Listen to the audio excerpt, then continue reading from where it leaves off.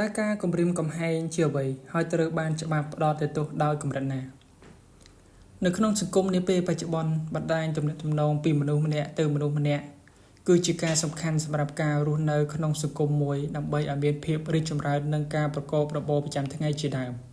យ៉ាងណាមិញភាពទំនាក់ទំនងមួយចំនួនក៏បានបង្កប់នៅការគំរាមកំហែងដើម្បីបាននៅផលប្រយោជន៍ផ្ទាល់ខ្លួនឬដើម្បីផលប្រយោជន៍ស្ថាប័នណាមួយ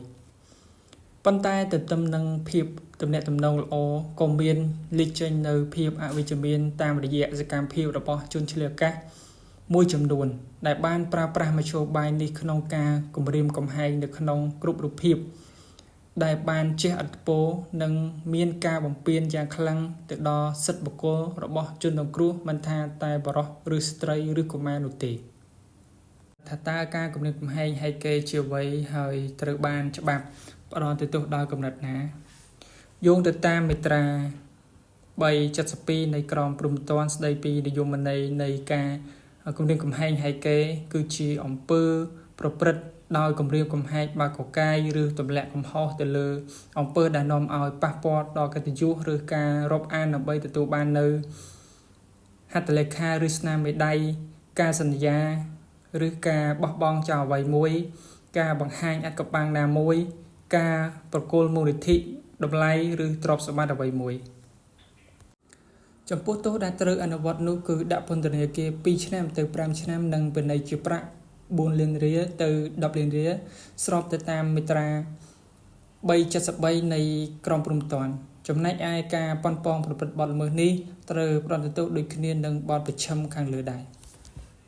បទល្មើសនេះមានលក្ខណៈប្រហាក់ប្រហែលគ្នាទៅនឹងបទកំហែងយកដែរប៉ុន្តែមធ្យោបាយនៃការកំហែងយកជនល្មើសប្រព្រឹត្តដោយប្រហាហិង្សាការគំរាមកំហែងថានឹងប្រហាហិង្សាឬ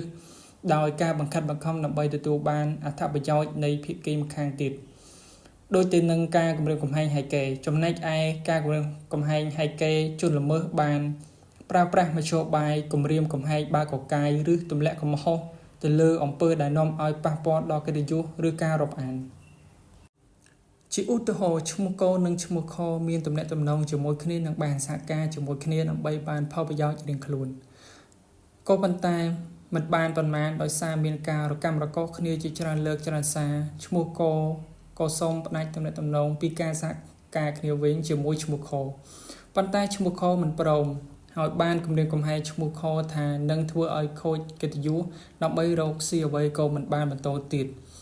ធ្វើការផ្សព្វផ្សាយជាសាធារណៈដើម្បីឲ្យមនុស្សក្នុងសង្គមបានឃើញឈ្មោះកបានប្រាប់ជនរងគ្រោះថានឹងមិនផ្សព្វផ្សាយធ្វើឲ្យខូចកិត្តិយសទេបើព្រមធ្វើតាមគេដោយគ្រាន់តែធ្វើតាមអ្វីដែលខ្លួនប្រាប់និងចង់បានផ្អែកតាមឧទាហរណ៍ដូចដែលបានរៀបរាប់ខាងលើប្រសិនបើឈ្មោះកបានផ្សព្វផ្សាយធ្វើឲ្យខូចកិត្តិយសជាសាធារណៈមានន័យថាឈ្មោះកបានប្រព្រឹត្តចេញជាអំពើជាក់ស្ដែងនៃការគំរាមកំហែងហិកេដូចមានចែងក្នុងក្រមព្រហ្មទណ្ឌមាត្រា374ការបើអំពើគំរាមកំហែងហិកេឬការទម្លាក់កំហុសដែលនាំឲ្យប៉ះពាល់ដល់កិត្តិយសឬការរាប់អានត្រូវបានសម្ដែងចេញជាអំពើជាក់ស្ដែងចារីត្រូវផ្ដន្ទាទោសដាក់ពន្ធនាគារពី5ឆ្នាំទៅ10ឆ្នាំ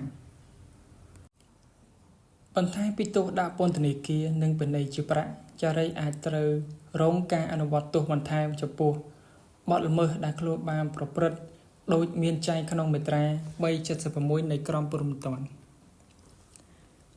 ជាការសរុបសេចក្តីមកការគំរាមកំហែងហិកេគឺជាអំពើដែលចារីបានប្រព្រឹត្តដោយគំរាមកំហែងបើកកាយឬទម្លាក់កំហុសទៅលើអំពើដែលនាំឲ្យប៉ះពាល់ដល់កិត្តិយសឬការរាប់អានរបស់បុគ្គលណាម្នាក់ដើម្បីទទួលបានហត្ថលេខាឬស្នាមមេដៃ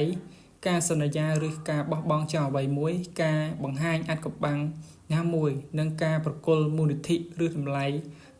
ឬទ្រព្យសម្បត្តិអ្វីមួយពីជនរងគ្រោះចំពោះទោសទណ្ឌត្រូវបានអនុវត្តទៅតាមស្មារតីនៃមាត្រា373មាត្រា374មាត្រា375និងមាត្រា376នៃក្រមព្រហ្មទណ្ឌនៃព្រះរាជាណាចក្រកម្ពុជា